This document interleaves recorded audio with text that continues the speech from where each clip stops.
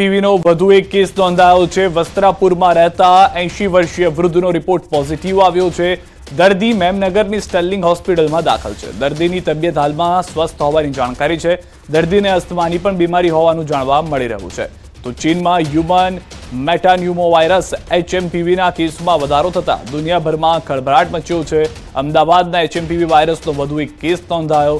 વસ્ત્રાપુરમાં રહેતા 80 વર્ષીય વૃદ્ધનો report positive આવતા હાલ હોસ્પિટલમાં દાખલ કરવામાં આવ્યા છે।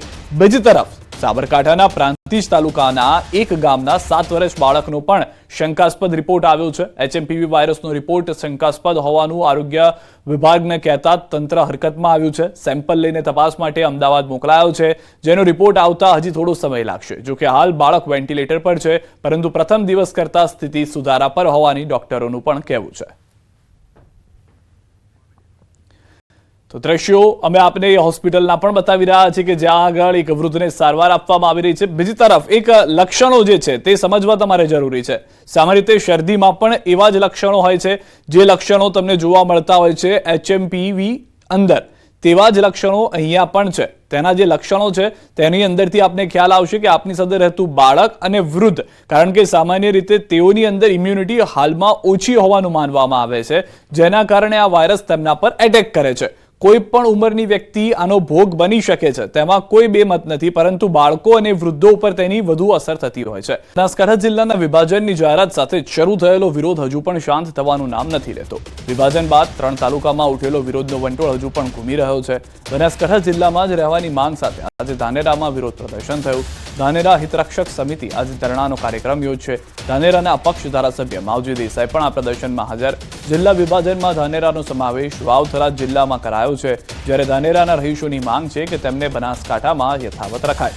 માવજી દેસાઈ સહિત રાજકીય આગેવાનો આ વિરોધમાં જોડાયા। વિભાજન બાદ ધાનેરા, કાંકરેજ અને દિયોદર તાલુકામાં રહીશો વિરોધ કરી રહ્યા છે।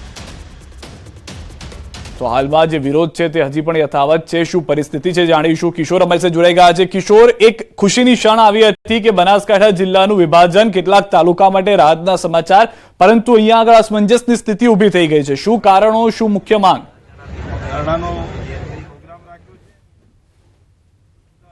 ચોક્કસથી સિદ્ધાર્થ, બનાસકાંઠા જિલ્લામાંથી એક નવો જિલ્લાનું નિર્માણ કરવામાં આવ્યું ત્યારે ક્યાંક લોકોમાં ખુશીનો માહોલ હતો, પરંતુ બનાસકાંઠા જિલ્લાના જે 3 તાલુકાઓ છે, દિયોદર, ધાનેરા અને કાંકરેજ, તે લોકોનો વિરોધ અત્યારે ચાલી રહ્યો છે। તેઓની માંગ છે કે તેમને બનાસકાંઠામાં રાખવામાં આવે। અત્યારે આપણી સાથે ધાનેરાના ધારાસભ્ય માવજીભાઈ દેસાઈ છે, સીધી જ વાત કરશું તેમના જોડે।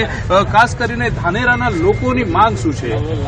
ધાનેરાની તમામ પ્રજાની એક જ માંગ છે કે જે દેશ આઝાદ થયા પછી અમે પાલનપુર સાથે, બનાસકાંઠા સાથે જોડાયેલા છીએ અને બનાસકાંઠા સાથે અમારે રહેવું છે, અને રહેવા પાછળના કારણો છે કે સામાજિક રીતે, શૈક્ષણિક રીતે, આરોગ્યની રીતે, તમામ પ્રકારે વહીવટી તંત્ર સાથે ધાનેરા તાલુકાના તમામ સમાજના પ્રજાજનો જે છે એ બધા જ પાલનપુર સાથે અને એની આજુબાજુ સાથે જોડાયેલા છે।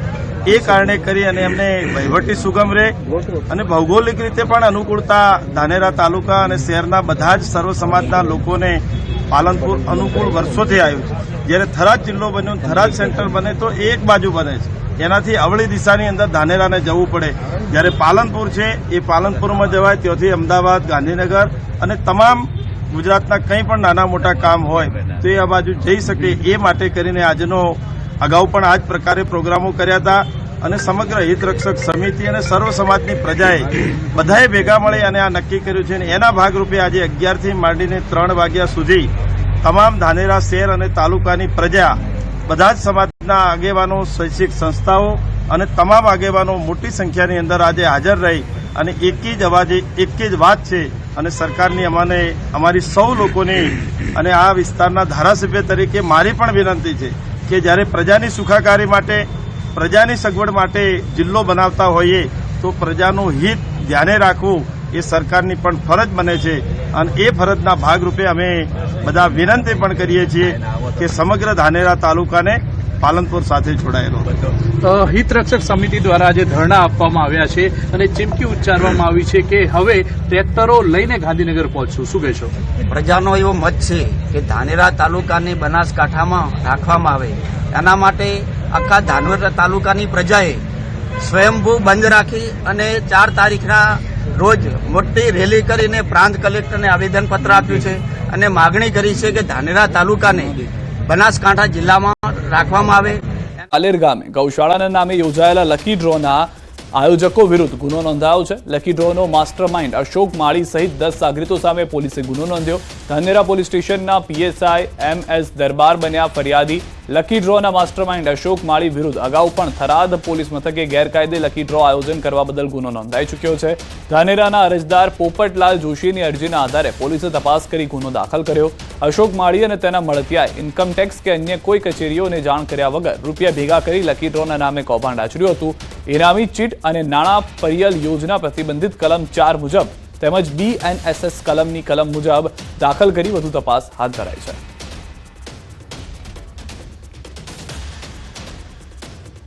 હું આપ લોકોને જણાવવા માંગુ કે બનાસકાંઠા પોલીસે આની પહેલાં પણ 3 જેટલી FIR રજીસ્ટર્ડ કરેલી હતી અને આજે અમે લોકોએ ધાનેરા ખાતે પણ 1/4 FIR રજીસ્ટર્ડ કરેલી છે. આવા જેટલા પણ લોકો હશે કે જે આવા ગરીબ લોકોને લાલચ દેખાડી અને એમના પૈસાને એ લોકો આવી રીતના લકી ડ્રોના નામે લેતા હશે.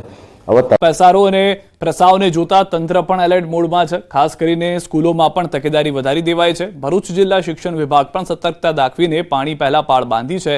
જોકે હજુ સુધી ભરૂચમાં પણ એક પણ કેસ નોંધાયો નથી, પરંતુ આવનાર સમયમાં શૈક્ષણિક પરીક્ષા તેમજ બોર્ડ પરીક્ષાને ધ્યાનમાં રાખીને શિક્ષણ વિભાગ પણ કમર કસી ચૂક્યું છે. જિલ્લા શિક્ષણ અધિકારીએ શાળાઓને આ અંગે ખાસ સૂચના આપી છે. શિક્ષણ અધિકારીના મતે ગાઈડલાઈન આવશે તે મુજબ પગલાં લેવા વિભાગ સજ્જ છે. આગામી સમયમાં બોર્ડની પરીક્ષાઓ શરૂ થવા જઈ રહી છે. બાળકોની પ્રિલિમ પરીક્ષાઓ પણ ચાલુ થવાની છે. તે સમયમાં બાળકોને HMPV વાયરસથી શક્ય એટલા વધારે પ્રમાણમાં બચાવી શકે એ માટેના સાવચેતીના પગલાં લેવા માટે અમે તૈયાર છીએ. અમારો એક્શન પ્લાન પણ રેડી છે. ઉપરથી જેવી સૂચના મળશે અથવા આરોગ્ય વિભાગની એડવાઇઝરી મળશે એ સાથે જ અમે અમારી કાર્યવાહી શરૂ કરી દઈશું. તો અમદાવાદ સાબરકાંઠામાં HMPVના કેસ નોંધાતા જ પોરબંદર જિલ્લાનું આરોગ્ય તંત્ર પણ એલર્ટ મોડ પર આવી ગયું છે. પોરબંદરની સરકારી ભાવસીજી જનરલ હોસ્પિટલમાં પૂર્વ તૈયારીના ભાગરૂપે તમામ જરૂરી વ્યવસ્થા ઊભી કરાઈ છે. નબળી રોગપ્રતિકારક શક્તિ ધરાવતા બાળકોમાં સંક્રમણનું જોખમ વધારે હોય છે, ત્યારે હોસ્પિટલમાં અલાયદો વોર્ડ ઊભો કરાયો છે. ઓક્સિજન વેન્ટિલેટરની સજ્જ બેડવાળો પીડિયાટ્રિક વોર્ડ તૈયાર કરાયો છે. હાલ પોરબંદરમાં HMPVનો એક પણ કેસ નથી. જોકે પરિસ્થિતિને પહોંચી વળવા જિલ્લાનું આરોગ્ય તંત્ર સજ્જ છે. રેર ટુ રેર ક્યારે પણ ઓક્સિજનની જરૂર પડે તો આપણે એ બધી બેડ ઓક્સિજન સપ્લાયવાળી છે. એ ઉપરાંતના આપણી પાસે 3 પીડિયાટ્રિક વેન્ટિલેટર નવા ઓર્ડર કર્યા છે. એક HFNC ઓર્ડર કરેલું છે. ટેસ્ટ કિટ જે છે એ રેપિડ ટેસ્ટ કિટ અત્યારે અવેલેબલ નથી આખી ઇન્ડિયામાં, તો અત્યારે RT-PCR બેઝ ઉપરની ટેસ્ટ કિટ ઓર્ડર કરી દીધી છે. સારો કરનાર HMP વાયરસને લઈને સુરેન્દ્રનગરનું આરોગ્ય વિભાગ પણ સજ્જ બન્યું છે. આરોગ્ય વિભાગ દ્વારા સરકારી મુખ્ય હોસ્પિટલમાં સ્પેશિયલ વોર્ડ ટેસ્ટિંગ કિટ સહિતની સુવિધા ઊભી કરવામાં આવી છે. સાથે જ અને કોઈ પણ વ્યક્તિને શંકાસ્પદ લક્ષણો જણાય તો તાત્કાલિક સરકારી હોસ્પિટલનો સંપર્ક કરવા અપીલ પણ કરવા કહેવાયું છે. મહત્વનું છે કે સુરેન્દ્રનગરમાં હજુ સુધી HMPનો એક પણ પોઝિટિવ કેસ કે શંકાસ્પદ લક્ષણોવાળા દર્દીઓ ધ્યાનમાં નથી આવ્યા, પરંતુ તેમ છતાં આરોગ્યના આયોજનના ભાગરૂપે જિલ્લા આરોગ્ય વિભાગ દ્વારા અલાયદો વોર્ડ તૈયાર કરાયો, જેમાં બાળકો માટે પણ ખાસ વ્યવસ્થા કરાઈ છે. એવી કોઈ ગભરાવાની જરૂરિયાત છે નહીં. નોર્મલ આવી રીતે શરીરના અંદર આવા ઇન્ફેક્શન વાયરસ થતા હોય છે અને તો પણ અત્રેની ગાંધી હોસ્પિટલના અંદર અલાયદો વોર્ડ ટેસ્ટિંગ માટે બધી જ ફેસિલિટી ઉપલબ્ધ છે. એટલે ગભરાશો નહીં, સાવચેતી રાખીશું અને આનાથી આપણે બચીશું.